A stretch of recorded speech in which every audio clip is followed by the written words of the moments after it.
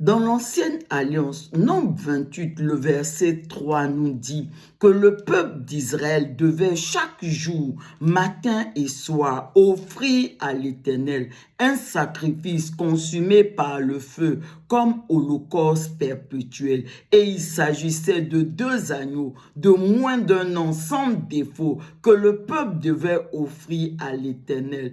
Un le matin et un le soir.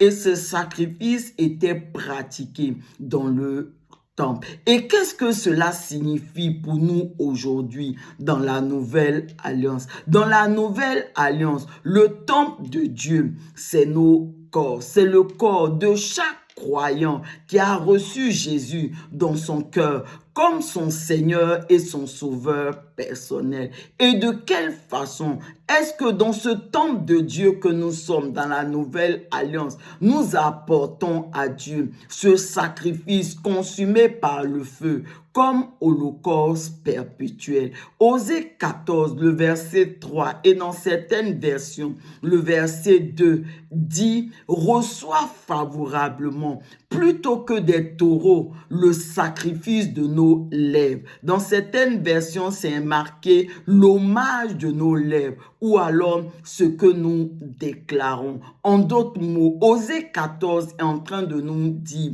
que ce ne sont plus des taureaux que nous venons offrir à l'Éternel, mais c'est le sacrifice de nos lèvres, c'est l'hommage de nos lèvres, c'est ce que nous déclarons. Donc, en d'autres mots, ce sont nos prières que nous apportons à Dieu, que nous offrons à Dieu comme sacrifice consumé par le feu, comme holocauste perpétuel. Ainsi, mes bien-aimés, nous devons être des hommes et des femmes de prière, des hommes et des femmes qui apportent à Dieu chaque jour, matin et soir, le sacrifice de leurs lèvres, l'hommage de leurs lèvres, leur sacrifice de prière. Mais bien aimés, pour atteindre ce niveau de sacrifice, pour être des hommes et des femmes de prière, comme Dieu le veut, nous avons besoin de l'aide du Saint-Esprit. Et avec l'aide du Saint-Esprit,